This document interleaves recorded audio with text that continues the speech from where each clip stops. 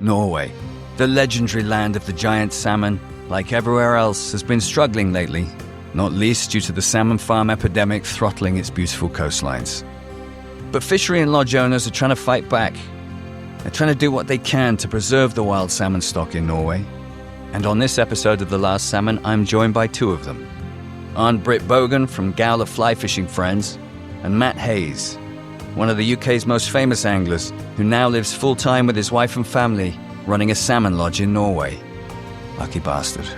Matt and Ann-Britt tell me how the 2025 salmon season played out on their beloved and prestigious Gaula River. Their efforts at introducing new regulations and a new mindset towards catch and release, and why, despite it all, if you want to catch a big salmon, there's still nowhere else quite like Norway. Gaula as a river is very special. In my opinion, and you know, I've done a bit of fishing in a lot of different places.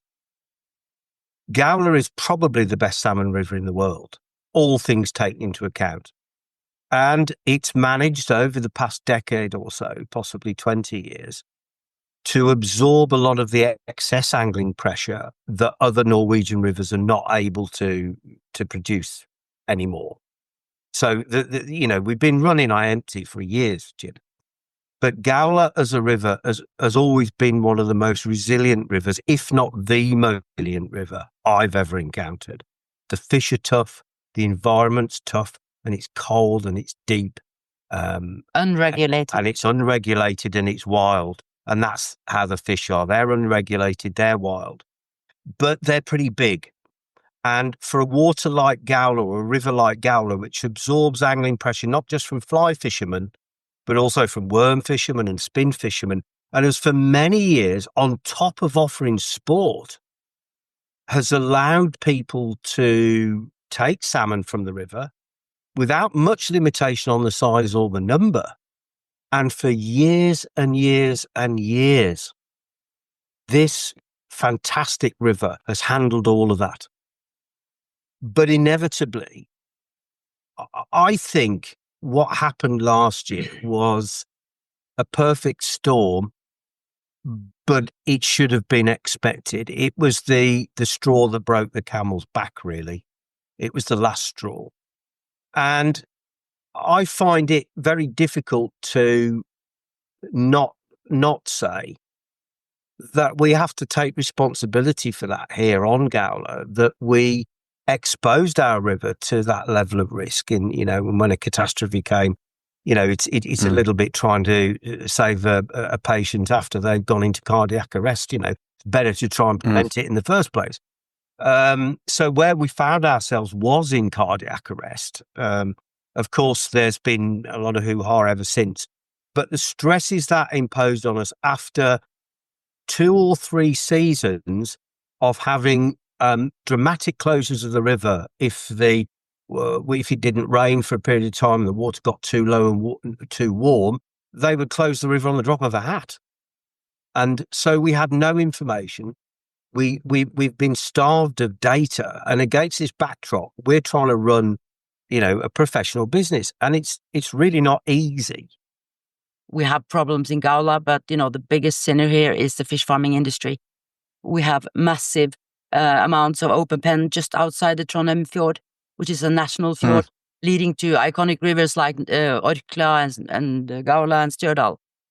And, the amount of pollution that they create, they are destroying the entire ecosystem. And that's, the system that the salmon live in.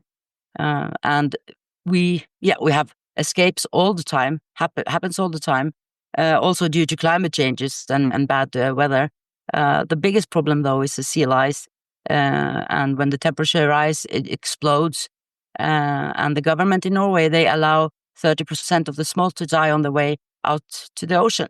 We have seen the decline of the wild salmon in Norway for decades. I mean, this is an old problem. In the 80s, it used to come 1 million salmon used to come back to Norway. Now it's down to 300. So it's a huge decline. At the same time, we have 800 million farmed fish swimming around in open pens in our waters and rivers. And if you take all the wild salmon left, you could place them in 1.5 open pen.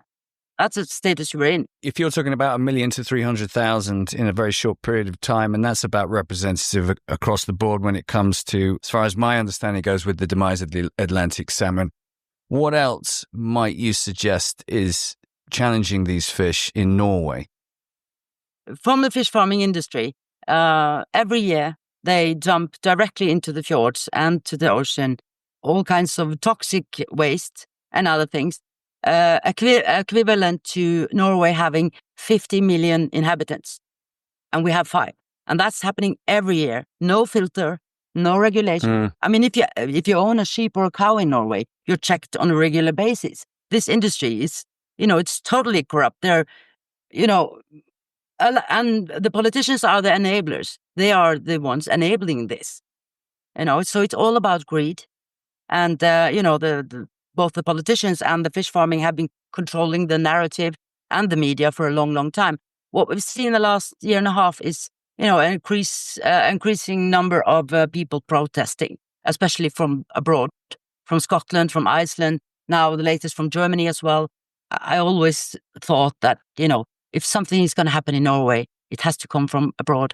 It's really interesting you say that. And Matt, perhaps you could help answer this question for me. The Norwegian culture from an outsider like myself has always been clean living, vital race that embraced nature and were probably much more progressive when it came to looking after their land and their waters than certainly the UK.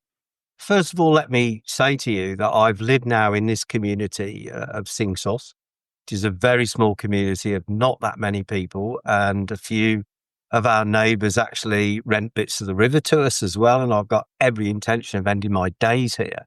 So I'm not going to be too critical of them. But no, seriously, there are good parts and bad parts. To understand Norway, in my opinion, and I'm here really to talk for myself, not necessarily in any other capacity with regards to Gaula, but there is a harvesting culture in Norway. They have a very healthy outdoor lifestyle, particularly in the summer, and they have a great resistance to international opinion. Culture is very important in Norway.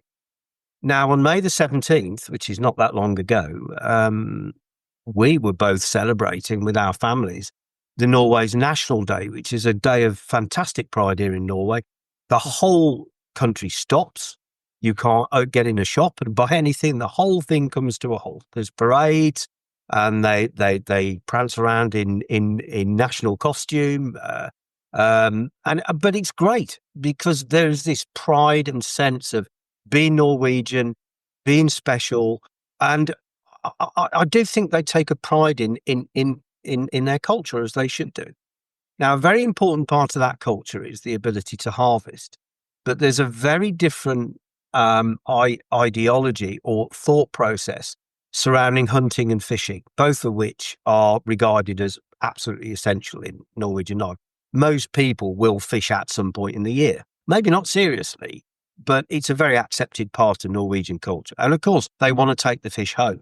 Problem with regard to fishing that hasn't affected hunting is that fishing has become a sport which, with catch and release, has allowed a wider group of people, other than just people who want to harvest, to participate.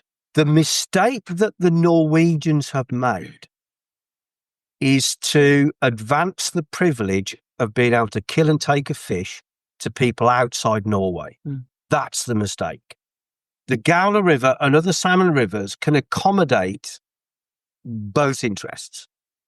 I regard an element of harvesting, or the ability to harvest, in the traditional way of taking a salmon, a selected one, a small or a medium-sized one, and not a female, maybe once a year for your family. I personally wouldn't, but it doesn't offend me if people do. It's a tradition. But when you extend that privilege to anyone else from Scandinavia who comes across with a motorhome or in the car, help yourself and take as many as you like. What we've done is we've sold off our prime assets at bargain basement prices, because fishing in Norway compared to other parts of the world is cheap. Yeah, it is. We've got some of the biggest salmon in the world here. Compared to Iceland, they're monsters. Mm. And yet the price of fishing in Iceland is many, many times more than it is in Norway. Why is that? Because we've never valued the resource. And we've been prepared on the basis of tradition and culture to extend that privilege to such a large number of people. The river broke. That was something that I came here in 2004. I had no intention of staying. My life was turned upside down when I met my wife. And, I moved heaven and earth to be with her. Being here was a massive bonus. I mean, the running joke at the time was, about the photograph in the paper, looking for wife who owns a part of the river. Please send photograph of river, all the stretch of the river. I remember those. I had Danish and Swedish guys throwing, darts at a dartboard with my picture on it. Really? Oh yeah. I mean, it's very controversial, but I came here not for that reason. However, what I did realise when I got here was that this river is really special, and I had to do two things. First of all, I had to learn how to fish, and then I had to learn how to fish this river. And that's a bit like playing your first football match and then taking a penalty on a Wembley final, because this is the melting pot of salmon fishing. It has been for 25 years. If you go back to the days of Jonas Hammerstedt, Michael Frodin, Rolly at home, the Gilly boys, who worked down at the Galfoss, and some of them still do. They were the first people to publicise catching salmon on a fly before July on this river in the early 80s. And since then, the development of short Scandinavian style rods, Scandi style fishing lines around about 11 to 13 metre heads, the Scandinavian style flies here, mate. Yeah, it's me. All here. That's true. All the movers and shakers. Yeah. It's a beautiful fly fishing river, and it's wild. So it ticks every possible box that you can imagine. And the possibilities for this river, if we can get a focus on it and get it managed properly and respectfully and do lots of things, there's so many things we can do, then we're not without hope. Would it be fair to say that your hope is that the other fisheries on the Gaula and maybe then across Norway might follow your business model, your conservation leaning, your respect for the numbers and your respect for the harvesters, and follow suit? Yeah, that's my dream and my main goal, of course, that, and we've been trying the way we operate to inspire others. It's difficult though. This year we have help from the government, which, they have set strict rules. We're not allowed to harvest more than 2 small salmon. So the big ones are protected, as we've always wanted. The female salmon also. So we get a little help. But, to think that we're going to get where we want, with responsible fishing, it's going to take time. And that's the main problem. We don't have the time. Another problem is that, Gaula being a 200 kilometers river system, it's different parts are very different from each other. So the middle part where we're in, it's a fly fishing paradise. In the lower parts, the river is wider, different kind of fishing, maybe use other equipments, etc. So it's not, if we could, just say that we'll do catch and release and fly fishing, would be heaven. But that's impossible. Half the landowners, they have maybe a deep hole or a wide river, and some even use boats. So it's difficult, but that's the goal. That's what we're going to try to work against. Now we have a new board. I know that they're going to be more responsible, have more modern management of the river. What's the percentage of catch and release on the Gaula? Do we know compared to other rivers? Yeah, we know. It's been on the average, for the last 10, 15 years, it's been on the average around 60%, 65%. To compare my Gaula Fly Fishing Friends, we have a release rate of 95%, because I try always to attract the best anglers. I don't care so much about the money. I want the responsible anglers. And but we also have, different parts where they kill everything. And another bad news is that, that might happen far down in the river, in the start of the river. And everyone knows that the salmon have to go up as far as they can. Are you having conversations with fisheries downriver? I talk to everyone who wants to talk. Not everyone wants to have a conversation. So it's a bit of a problem. We have, maybe two sides not agreeing on everything. One big hatch is always being catch and release. Some say, we're just playing with the fish. And it's difficult to have a conversation with some of them. I guess this is a systemic issue, isn't it? The fact that you're here talking about a very traditional sport of salmon angling, which used to be very, very connected, still is, by the sounds of it, to harvesting salmon, and was everywhere. It feels like it's very ingrained culturally there. So it's that cultural behavioral shift that we're trying to push for, and that's always going to be the hardest.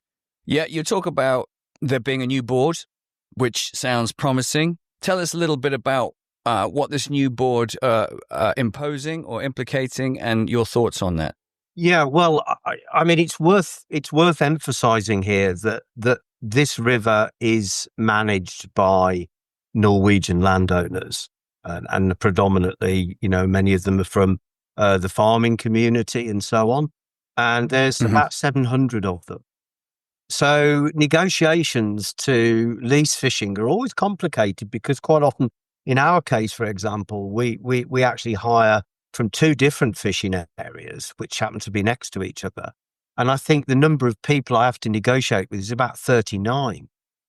So the other side of Norwegian culture is that they don't like to do stuff unless everyone agrees. So total consensus is very much the way forward here. And that means that sometimes progress can be quite slow, but it does work. I mean, it somehow it works. They do get there. But what you're talking about is an intransigent group of people who believe that what we want to do, which is to release certainly the very important fish, the bigger fish, the female fish, we want to base harvesting and on sustainability. We want scientists who we're in quite regular contact with, actually, for a different reason. So, we're heavy on information, speaking personally, but that information is critically making solid decisions. So from our point of view, we're happy to accept that some harvesting should take place, but it should be surgical and it should be sustainable. But there is a political aspect to this in Norway. There is a huge resistance to paying for salmon fishing, anything approaching the market rate.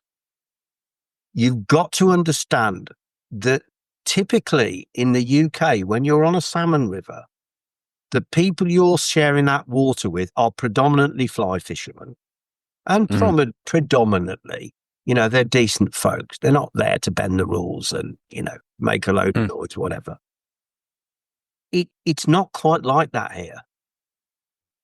This is the melting pot for salmon fishermen who are not allowed to go somewhere else and kill all their fish. Because we've set out a market stall that says we're open. There are people who have been involved in the management of this river who seriously think that our icon to the world, our image to the world, should be a smoked salmon. I'm being serious. I'm being serious, right? So we're not talking about a small difference of opinion here. We're talking about you're talking about a group of people who believe in killing the fish. And I've got to say, would rather have the river close for a period of time to allow stocks to recover in the hope you can kill them again. Right? Now, that is a very, very large number of people who have, of landowners on this river. It's a big contingent. And Ann-Britt recently was elected onto the board. And, that's a whole story. But we went from being rivals to, comrades and, brother and sister in arms, in a sense, because she stood for exactly the things I stood for. And she went to the board and she told them, But what she gave to them was the truth. And the response to that was sufficient. And I don't want to speak for you, but when I first spoke to Ann-Britt, she was very depressed by the fact that, the reception she got was basically mansplaining, right? Now, I got involved in this, not totally for chivalrous reasons, but I listened to what she had to say and what she was talking about, and I thought, I believe that myself. And she shamed me because you went there and you had no allies. No, that's how we met. You I had no for one allies. behind you. Yeah. And you walked into that lion den. You're like my nan. She did things like that. She was only about 5'1", but all the local teenagers were terrified of her because she'd stand in the middle of it. Oh, I know your mothers. I know your fathers. But you went in there and you told them how it was. I was just talking about the salmon. That's what I was doing, actually. And I just thought that's admirable, and it shamed me a bit. So, that's the problem I have, Jim, is that I've got zero credibility among the landowner community in Gaula because I'm regarded, I came in here and was very evangelical about catch and release. And I've got to be careful what I say here because there are laws about catch and release in Norway. We're not allowed to have 100%. We're not allowed to have 100% catch and release. So I don't insist that people release the fish, but all of my customers do. They are not interested in killing fish at all. That's not attractive to them. And if it was going on, I would lose customers. Yeah, so would I. And so I would argue that they are exactly the type of people that this river needs.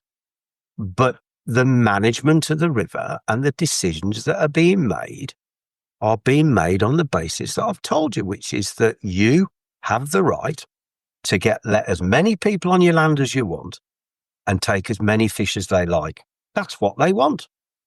And for whatever reason, whether it's age or some other reason, I understand culture, but it is madness.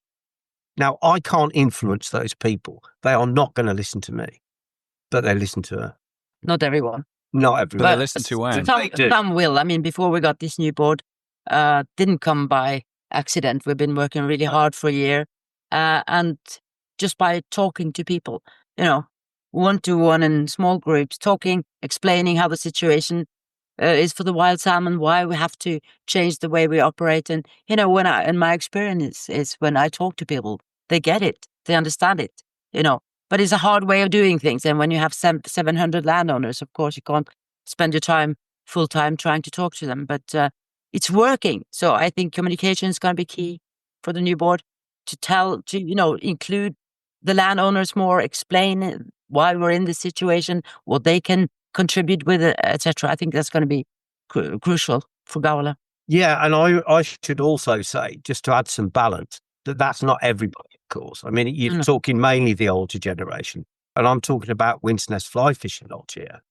We've got, without a doubt, one of the much more progressive groups of landowners because, they backed us to run the fishery in a very different way to what they're used to. So I do want to say that, I don't think we could have operated the way we have without the backing of the landowner. In fact, we couldn't. No, we couldn't. So I don't want to appear that, this is a problem that extends to every Norwegian landowner. It isn't. But there is a large number of landowners who believe that the fish are there to be killed and it's their right to kill them. And unfortunately, that's just how it is. Well, let's turn our attention to this season and how it's been for you both and for the rest of Norway. Ann-Britt, tell us a little bit about your 2025 salmon season. If we think about the salmon in numbers, it's been good, but we've had great challenges with fishing conditions, climate-wise. Entire June was cold and big river went up and down every day, really difficult conditions, especially in our part. And then we had 2 weeks of heat wave, really hot temperatures, also in the water. So it's been a challenge, but surprisingly good, I would say. Yeah, I'm a bit like the curate's egg for us. I would say we've had a bad season. I don't think you can put lipstick on that pig, really. It's just how it is. predominantly brought about by the water conditions. As Ann-Britt said, in the beginning of the season, we had massively high water for several weeks. And it wasn't in flood, but it was high, and high, coldish water. And that has the effect of keeping the fish downstream. They tend to be at the lower end of the river in the sort of deeper water. And they move up into our section of the river as the season goes on. So for us, the run has been extremely late. We've had crap fishing, frankly. But for the river as a whole, I feel that we've had a good season. There's many good aspects about it. I'm not too worried about the movement of the fish this year because there are obvious reasons behind it. If it happened again several times, it becomes a thing, Seasons come, seasons go, the movement of the fish varies. But if you look at the season as a whole, first thing is that we were told by the critics that if we went to a largely catch and release based system, that we would lose all the anglers. Hasn't happened, has it? Not all of them, but lots of them. We lost some, yeah. But if you look at, we've had almost 5,000 rod license sales, haven't we? No, 3,000. We are down by almost 40%, and especially in June, we were down by 65%. Yeah. But as the season went on, you could see that people were coming back to try the fishing. Yeah. And what materialised for me was that the thing that's pulling the people to the river is not killing the fish, it's the fishing. That's the most important thing. And if it's the fishing, then ultimately whatever rules need to be in place will eventually, if they're the right ones, they'll become accepted by the group.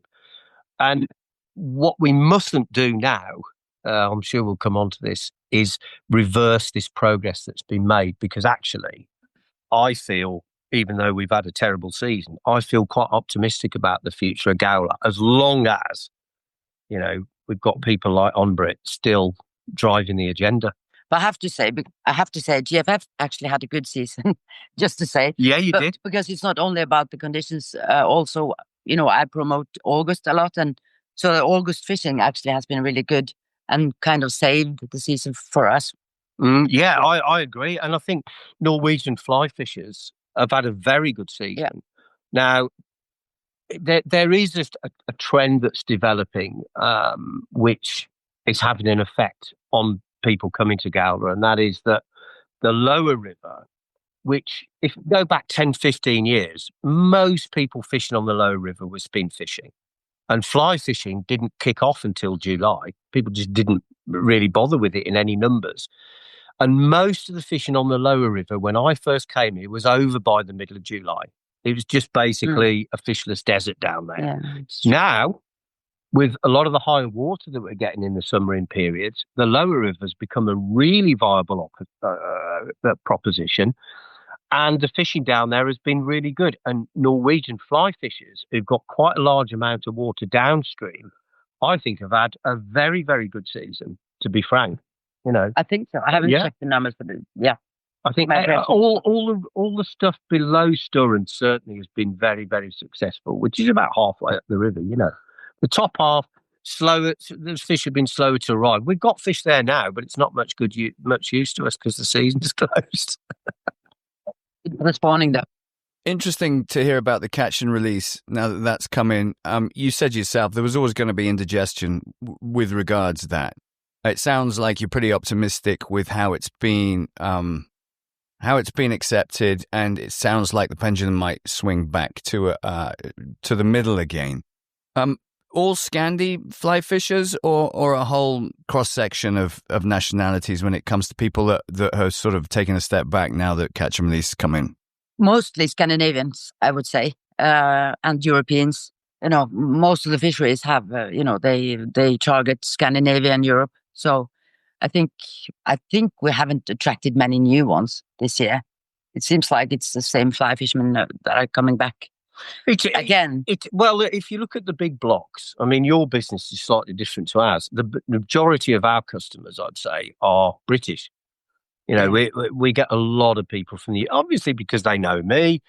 We've had a reputation over the years for being very straight and very honest. You know what you're going to get with us. You know what your chances of success are.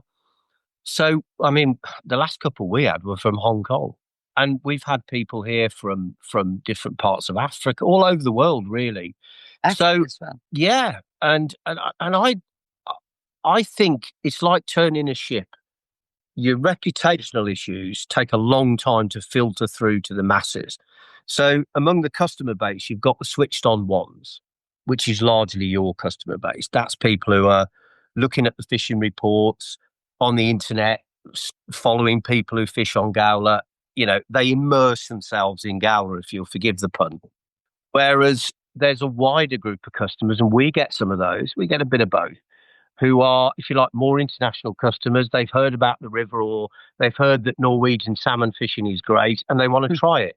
And I think the news and the actual condition of the river, etc., it filters through to those people much, much slower. So for me, there's not really been a change in the demographic particularly. It's still, pretty mixed. I guess what I'm trying to talk to is slightly shifting markets and seeing if this catch and release culture, which is now embedding in many, many fisheries and outside of the UK and in Scandinavia. Obviously, there was going to be a little bit of turbulence when you introduce that to a very, very to a legacy fishery like the ones that you guys run. But I guess it's heartening to hear that whilst you've had some people who've moved away from it, those gaps will either be filled, or perhaps they're just watching from the sidelines for a season or two and then going to come back. But huge kudos to you both for being, market leaders in that respect, sort of breaking through and going, well, we're going to try it, and hoping that other Norwegian fisheries follow suit, because wouldn't that be a thing? And it's really great to hear that fly fishing itself is on the up, and maybe people are putting down their spinning rods and picking up a fly rod instead. That's fantastic to hear. So looking back now at the 2025 season, Matt, you said it hasn't been the strongest season if you're going to talk about cold, hard numbers, but as Ann-Britt said, we all know it's about way more than that. If we are comparing it numbers-wise, is it one of the worst, or is it just averagely low? I'm just trying to get a handle on the graph. For us, absolutely the worst. Yeah, I'm talking about our fishery, which is a very small part of the Gaula, above the Galfoss. And you do get these anomalies at certain times where the water conditions affect the movement of the fish. That can go in your favour, it can go against you. For us this season, it hit very hard because the fishing, pretty much the cut-off for the really good fishing right the way up to the middle of July, I think, was Rogness, more or less. Just above Sturren was pretty good. Sturren was good below, down to the Galfoss. That belt was excellent. And then you started to get, because you're lower down than us a bit, aren't you? Just a couple of kilometers down the road, so it's not far. Down at Auna and Rogness area, yeah, there were fish coming in around middle of July. So I was watching your numbers every day, because I was thinking, as soon as Ann-Britt's numbers they're going to come up here as well. Yeah, I thought so too. But that was a little bit of a flawed sort of perspective. But I've got to say, we have had some brilliant fishing up here over the years. So, it's quite a high bar. But I can't lie, we've had a very, very bad season here. For us individually, it's been very poor with results. If you only look at the statistics, it looks bad. I think we ended up close to 19 tons. But when you take into consideration the fishing conditions, the reduced pressure, and also that we were closed for almost 2 weeks due to temperature, it's actually much better than it seems. So I would say it's an average plus season. 2022 was a good season among the bad seasons. I think we would have ended up somewhere between 22 and 23 in numbers. So that was surprising to us, wasn't it? And if you look at the small salmon, it's the best year been a great since we started measuring it in 2013. Are we talking grills, or are you talking small multi-sea winters? Grills? Grills, really, mainly, yeah. I mean, it's hard to tell one from the other unless you spend a lot of time looking at it. But yeah, it's what we would term as grills. And I believe that the run of fish this year, the last time I looked, it was, there's a 12-year average. So they've taken the catch of small fish over 12 years and averaged it out. And this year's number was something like double the 12-year average. It was a massive run of small fish, massive run. But that's not to say there weren't big fish, because if you look at the catch list, There's been a couple of 19-kilo fish caught quite early in the season. And there's been a decent number of 13, 14, 11, 15, yeah. 16, 17-kilo fish. I mean, big fish just sprinkled in. And it's a nice situation, Jim, because everybody likes to get a bite, right? You know, when you go down the river, and the thing with Gaula is, it's a hard, it's a tough river. It doesn't forgive fools easily. You have to earn your fish on Gaula. It is one of the great salmon rivers of the world. Like, you had a Jack Nicklaus of fishing, and you said, right, design the perfect salmon river. He would create for fly fishing. He would create Gaula. He would, because it is. It is the mecca. It is almost like a purpose-built fly fishery for salmon, designed by nature, controlled by nature. That's the nice part. So the actual sort of quality of the sport on the river that we've seen this year, the mixture of the different sizes of fish, you know, it ain't all bad. Although I've had a bad season, and that's frustrating. If I look at what's going on in terms of the recruitment on the river, the general numbers, the attitude of fishery, I think it's been, personally, I think it's been a success. And a lot of that is down to Ann-Britt, because, yeah, it is.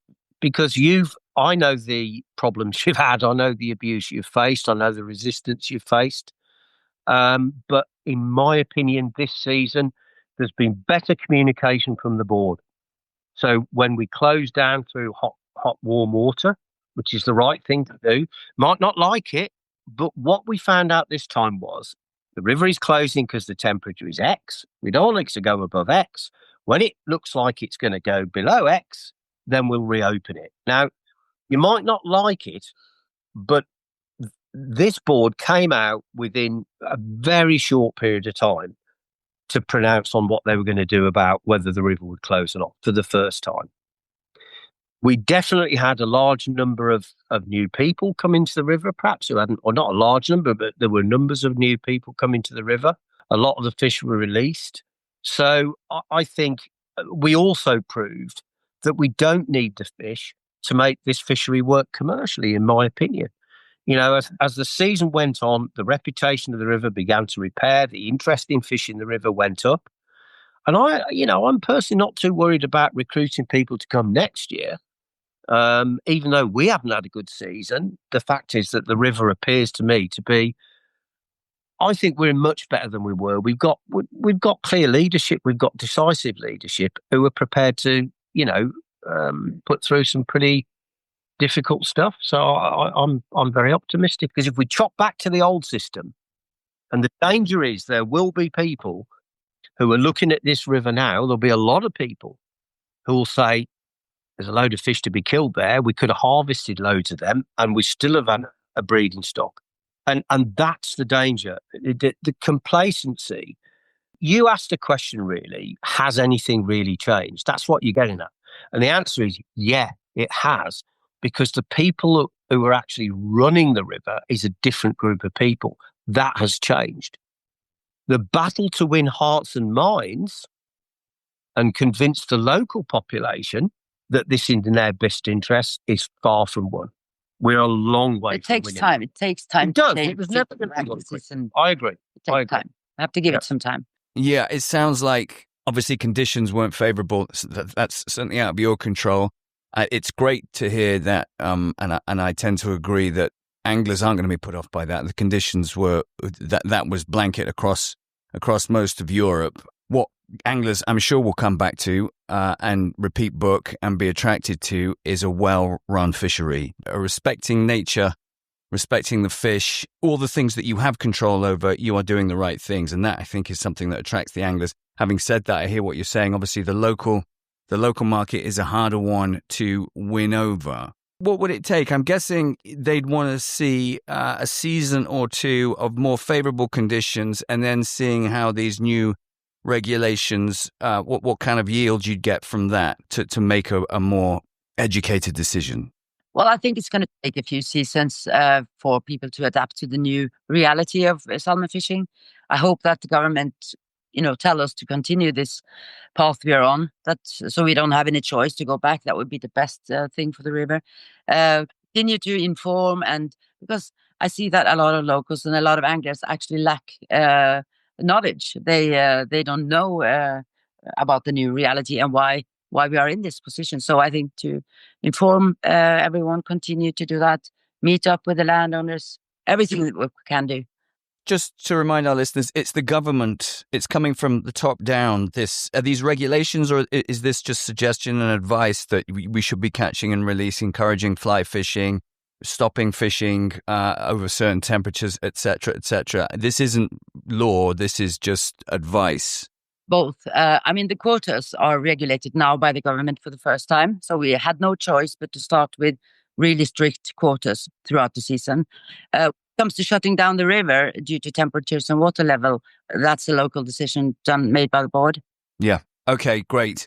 Have you spoken to other fisheries across Norway? I'm guessing it's a similar pattern, similar results that you're hearing. It's all sort of conditional. So again, it's been a bit of a frustrating season to implement proper results from these more progressive regulations. It's too soon to tell. Yeah. I think the answer is there are some rivers who are faring better than others. I've always said this river is so robust. Whatever you throw at it, it seems to bounce back somehow. And it's been this year. We've had a better season than Orkla by, a reasonable margin of daylight.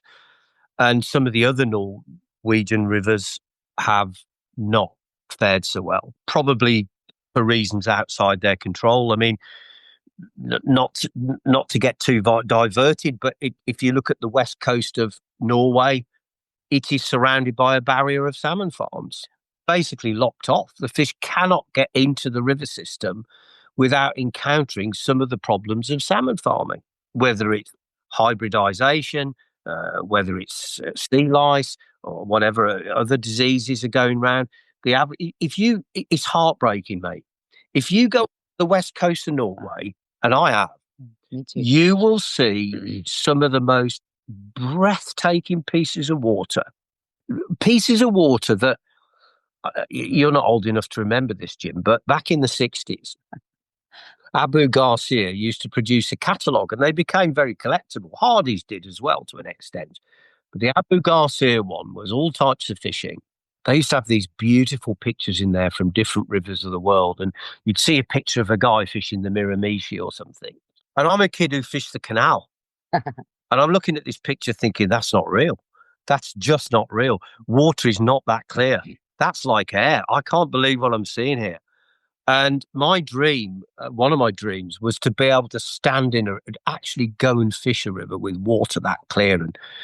And of course, I got to do that. And then when I went to the west coast of Norway and I saw some of those rivers, mate, honestly, rivers like Driva, Rauma, which is probably the most beautiful river right there. These are the most fantastic looking places. And yet they're full of small, piddly, sickly fish. It's, they close down now, most of them have got Gyrodactylus.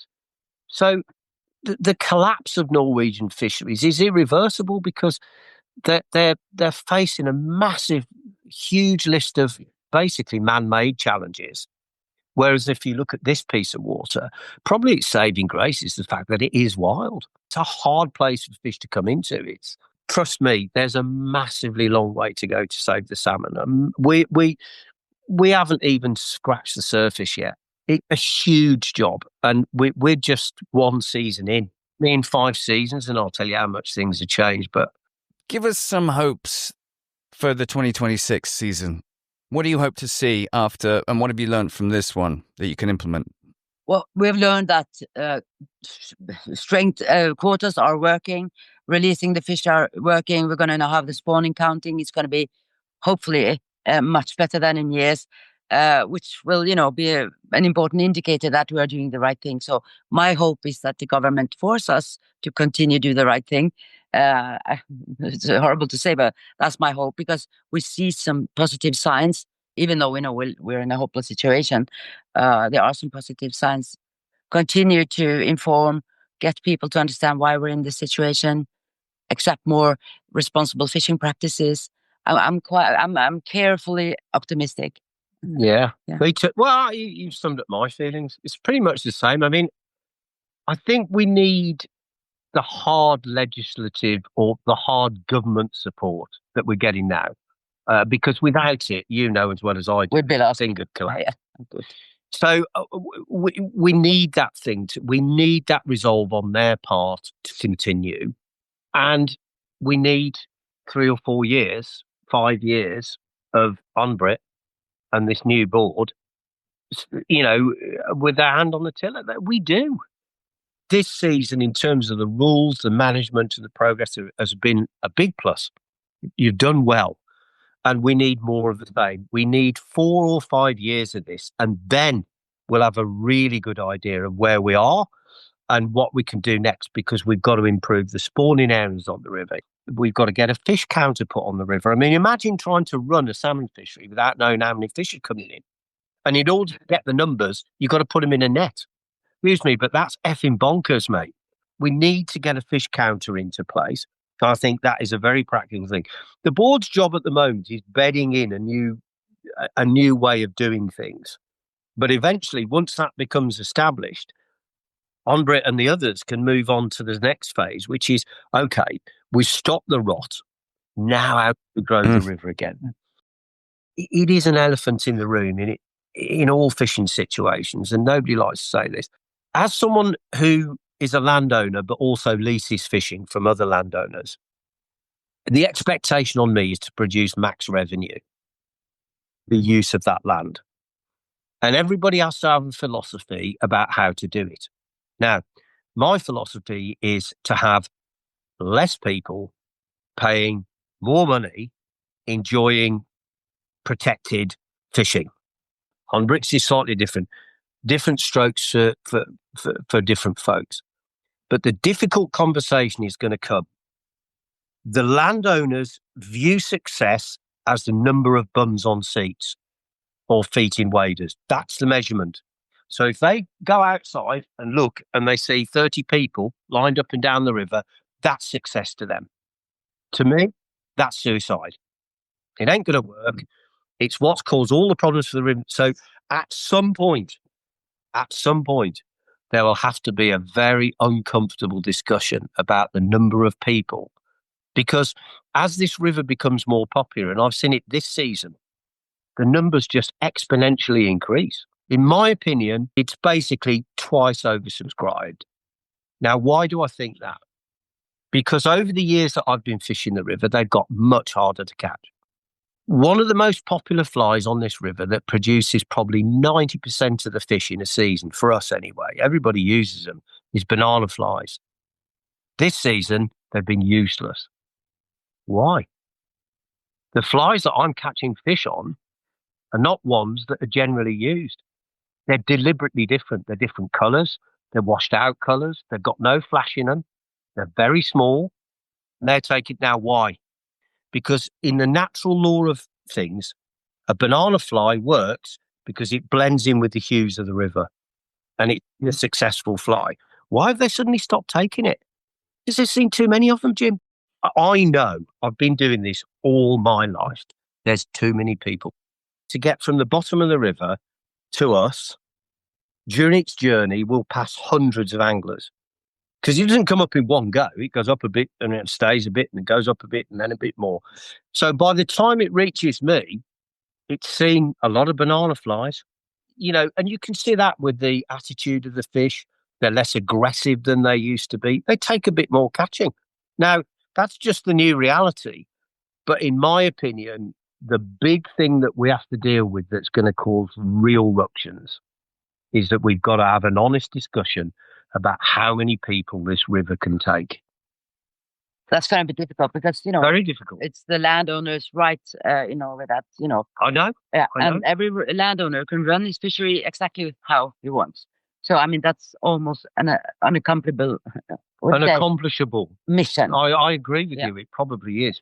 These radical thoughts, whether they're to be put into action or not, are certainly necessary for discussion, and it's great to hear you both welcoming them because it's a traditional thing, right? Salmon angling is a very, very traditional, depending on, in fact, across all cultures, it's steeped in tradition, and radical conversations and progressive conversations are normally shown the door. So it's fantastic that you two are there. And Matt, I know you're celebrating Ann-Britt, and I'm sure she celebrates you just as much. Being ensconced in that culture, it's fantastic that you're there to mix things up a little bit, because ultimately the goal is to save these fish and to keep these fisheries healthy and sustainable and well maintained without messing with them too much.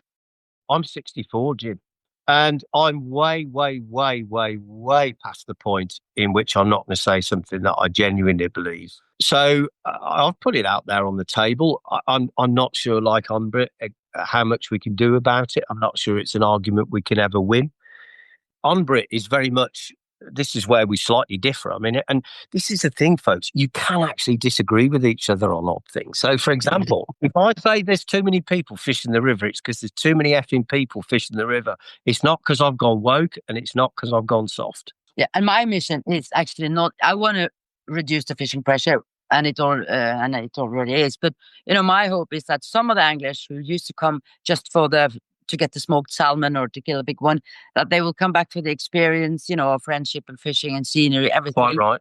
And, because it's very polarized. And I think we've seen it in other countries. Some of them will come back for all the other things, because it's not about catching the salmon. And, I've always, when I talk to people like that now, I ask them, do you eat other red listed species as well, like lion and panda? The reply often is that, well, why do you fish then if it's red listed? Well, that's a totally other reason. As everyone knows, the anglers and the landowners are the only ones protecting and actually caring for the wild salmon. That's a whole other conversation, isn't it? The fine line between justifying angling for an endangered species and unjustifying killing said fish and having it for table harvest. It's a fine line. I think there's a very robust argument. I would say that I'm an angler to justify the angling, but you can see from the outside it takes some head scratching. We're gonna move on to the final three questions, because I'm sure some of this will be covered in that. Anne, I'm going to start with you. We ask our listeners these final three questions. What would you do if you had £1 billion, euros, krona, or whatever, to save the wild salmon? If I had £1 billion, that would be around 1/3 of the annual revenue of the fish farming companies in Norway. So it's not a lot of money, even though it sounds like it. And in a normal world, I would spend it maybe in a big campaign or something. But I'm beyond that. Politics doesn't work. We have an industry with no moral, no ethics whatsoever. So I think I would move to my plan B, which is a massive drone attack up along the coast of Norway. But not just drones. I will have a weapon as well, and that's the natural algae that exists in the water, killing all the fish. If you do that once or twice, I think they will consider closed pens. So that's my plan. Carpet bombing the open net salmon farms with algae. Amazing. And we've had many answers on this show, none of them perhaps as proactive and potentially as results driven as that one. Brilliant. Thank you so much, Anne. And if you had no money, Anne, what would you do? It sounds like you're doing it already, but please just remind us. Yes, I would continue doing what I'm doing, spreading awareness, talking about it to everyone, try to fight wherever it's possible to fight. And yeah, for instance, I spent some of my time trying to fight for Iceland, if they want to, because they are listening. They're not as like Norwegians. So, to try to help others fight, because I'm not fighting for myself or for Gaula, I'm fighting for the wild salmon. So that makes Iceland just as important as Norway. And so that I'm going to continue to do that. I think I can guess the answer, but who knows? It's your last day on Earth. Where would you fish and who would it be with? That's an easy question. I would fish my own home pool of Sæter. Probably I would bring my boys, my sons, even though they don't fish. If it was my last day on Earth, I would like to spend it with them. Mr. Hayes, you work in tandem in partnership with the wonderful Anne here. So she's already taken carpet bombing the salmon farms with algae. You got to choose something else with your £1 billion. Yeah, I mean, she's amazingly creative, but I was quite surprised that she sort of switched to like weapons of mass destruction and chemical warfare as a potential solution. Wouldn't go quite that outlandish, but it was great, wasn't it? I wondered whether I knew that was the answer you wanted to give, because we were joking about it earlier. Great answer. Didn't know you'd go with it, but well done. It was great. Well, I mean, to be honest, Jim, my first thought would be to buy out all the farms on the Gaula River and protect it from everyone for the rest of my days, and invite my mates to fish with me as long as they put the fish back. And so I'd own the whole river, and no other bugger would be allowed on here unless I said so. But that's not very realistic. So I'll try and be more constructive and practical. I think there's a lot you could do. I'd spend it first and foremost on Gaula because, it's my river, and I think it's worth saving. And if we lose Gaula, we're going to lose them all. I'd look at Gaula as being a bastion, and I would spend that money on a mixture of things, actually. The first thing that we need to do is we need to have a stable environment, and with regard to the management of the river, with stable rules and sustainable rules. So we've got to create the right framework in which to be able to make progress. And I don't think that's about money. That's just about making the right decisions. What could we do with the money? Well, I would like to see Gaula and a few other iconic rivers, maybe just a handful, maybe even 3 initially, but I'd like Gaula to be one of the mix, where they are given a special status. And it would involve serious crunching with the government, serious showdowns with the people in the salmon farming industry. Now, unlike many in salmon fishing, I mean, it's not like me to be controversial, is it? But I believe we should be talking to, in all my life, living in making a living out the fishing industry, which is, as you know, shoestring budgets and so on. It's not about money. It's about teamwork. It's about discussions. It's about bringing people together to try. And I don't feel personally, and it may just be because I don't read the right stuff or I don't listen to the right podcast, Jim. But my perception is that we don't talk to them enough. And I think it's a mixture of carrot and stick. I would certainly be looking to use some of that money to influence key public figures, movers and shakers, but especially to give us a platform to sit down and talk to these guys in a serious manner and negotiate. So we've got to give them something. What they'll want from us as a community is that tick that says, this is not a toxic product anymore. Actually, these guys are really working hard to save the wild salmon, right? And someone's got to give them that big blue tick. And there's a price for it. And my question to them would be, what can you do for my river now to move the needle? Not interested in like 3,000 kroner to do some sort of meaningless scientific survey, a number of farm fish in the river at the end of the season and tick the box and spend the budget. Talking about, from where I'm sitting, there's only one group of people in the world, like it or not, who can actually really change the fate of the Atlantic salmon. And that's the salmon farmers. And we've got to talk to them. And we've got to hold their feet to the fire because the wind is not in their sails. They are losing the PR battle about farm salmon. The word's out the bag. It's not good stuff. I've met some of the richest people in Norway who are salmon farmers. I've had them here, 1 or 2, come fishing. They don't hate salmon, but they love money. My proposition to them would be, I think potentially we could concoct something that really takes the heat off you guys if you're prepared to change. Pick 5 rivers and close the open cage farms. Give me a commitment that in 5 years or 10 years, that's a negotiation. Give me a commitment, you're going to do it, and do it. And we'll work with you. And we'll give you that big tick that says, yeah, we can be social media cred for you. And we've got a lot of social media reach. We are a grassroots sport. The death of salmon will be on your conscience. I know they feel it. I know they, because I know people who've had conversations. These people know what's going on. They've sniffed the wind. And so I would certainly get involved in real hard discussions with them. I'd want them on this, and I'd want to be with you where you are and saying, right, Fred, no bollocks. Forget telling me you're going to give me 5,000 kroner for this. Not interested. How are you going to save my river?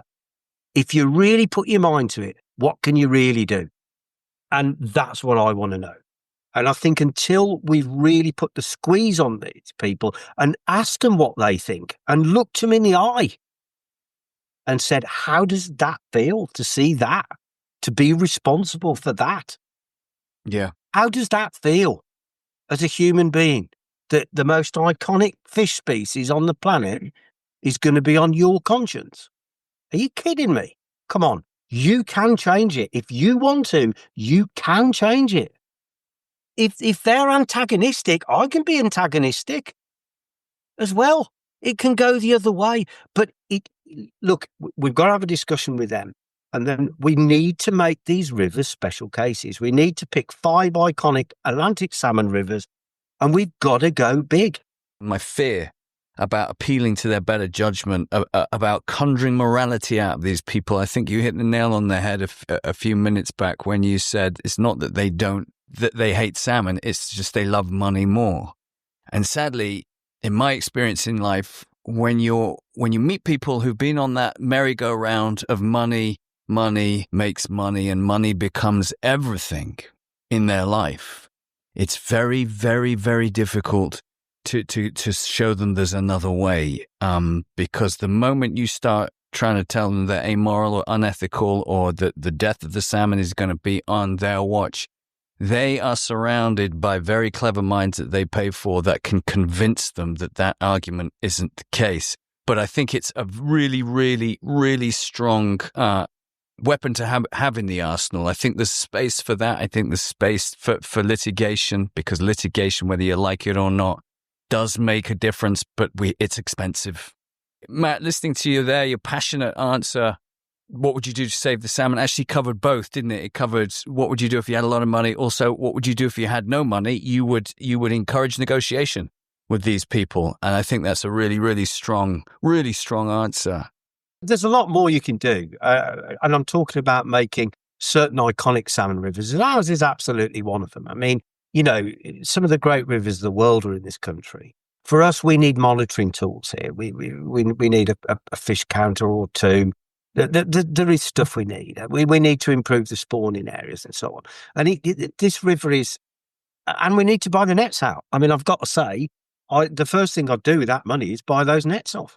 If we can create in Gaula, we can create a proper index river where we can harvest proper data, some real data, and allow people to do their jobs and research it.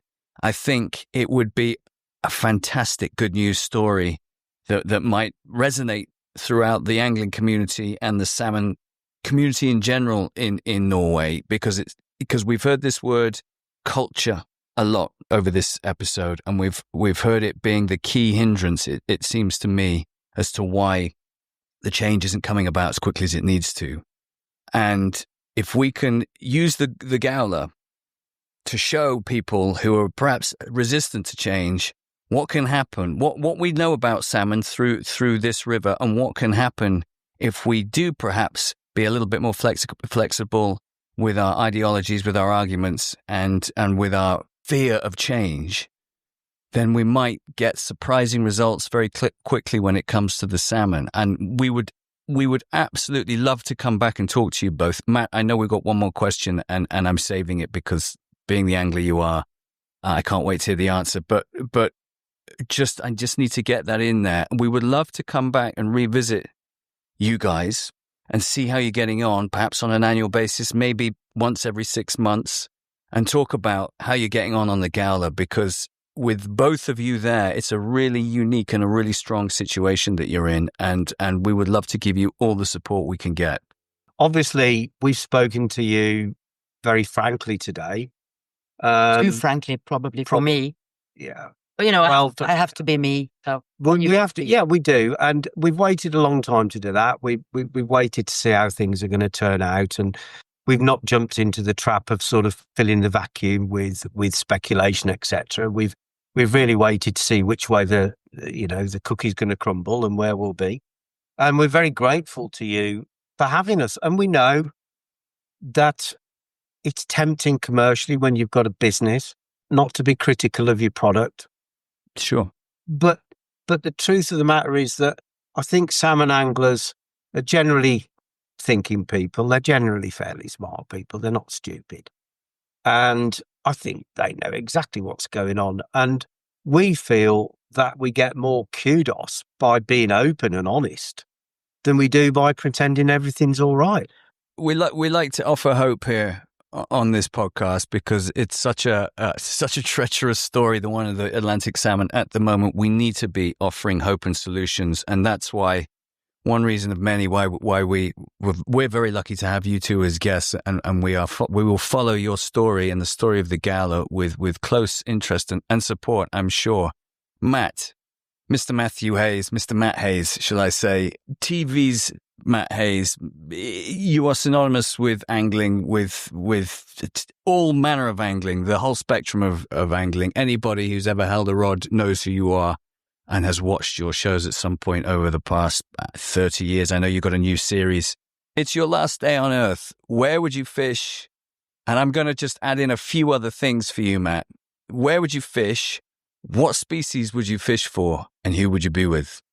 The trouble is, Jim, I can think of about a couple of thousand places off the top of my head that I know would be really great.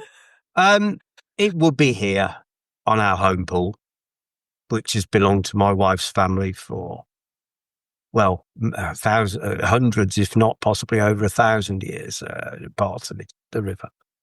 It would be here. This is home now. I'd like to cheat a bit and bring my granddad back for just one day. You can do that. My granddad, Dave Massey, not a wealthy man, working class man, very skilled welder, was involved in munitions during the war, fished on the Severn by going up and down the Severn Valley Railway when it was still a proper railway, not a tourist attraction. Loved his salmon fishing. He was a Brummie. Well, he wasn't actually. He came from Evesham originally, or that area. But he moved to Smethwick during the war amongst all the grime and everything. And he was the one above anybody else who took me fishing when I was a kid. My dad too, but he was a very good angler. And whereas my dad was just a straightforward basket warming maggot drowner, my granddad loved fishing for sea trout and he loved fishing for salmon. And my nan used to go with him to Wales. And in those days, he was fishing on rivers like the Towie and the Typhy and all of these wonderful places. And I got gripped by this desire to follow his footsteps when I was about 40. It was just, that's when I really got into salmon and sea trout in the late 30s, early 40s. I just wanted to follow his footsteps. Oh, what's the big deal about it? And then, of course, when I did it, I got it. But he could lie on his stomach on a canal in the winter watching a matchstick for a float because the bites were so shy. And he used to win prizes. So we had carpets, turkeys, and at Christmas from the Fur and Feather. So he was a competent match fisherman, very working class guy. He lived in a council house and everything, and no airs and graces. But he loved his game fishing. He could tie flies. He used to make his own spinners. He used to breed his own maggots. And if I close my eyes now, I can still smell the shed and the wax of the keep nets and the bran and the just general years of him being in there with his fishing kit. You know how old fishing kit used to smell, maybe. Well, you're not that old, Jim, but anyway. So, and he died way too young. I think I was 18 or 19 then. God, I mean, what would he make of this? I mean, beyond his wildest dreams, like just to be able to say, there you go, Granda, knock yourself out. For him to see that black country kid who wasn't going to amount to anything at all, really, sort of kid that gets in trouble for poaching and things like that.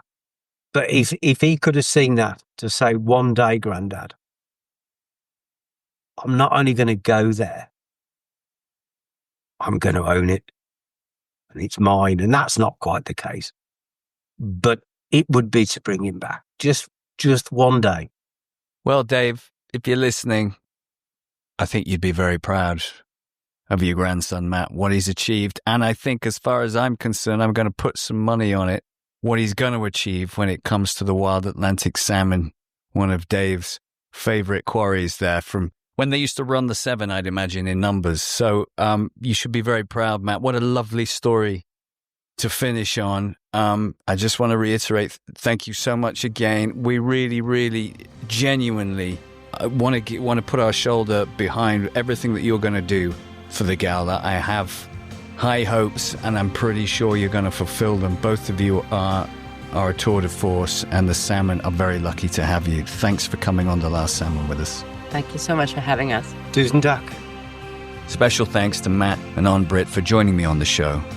And on the next episode of The Last Salmon, we're not traveling too far from Norway, as Emily Bjorkman and Lars Munk take us to the stunning salmon rivers of the Baltic.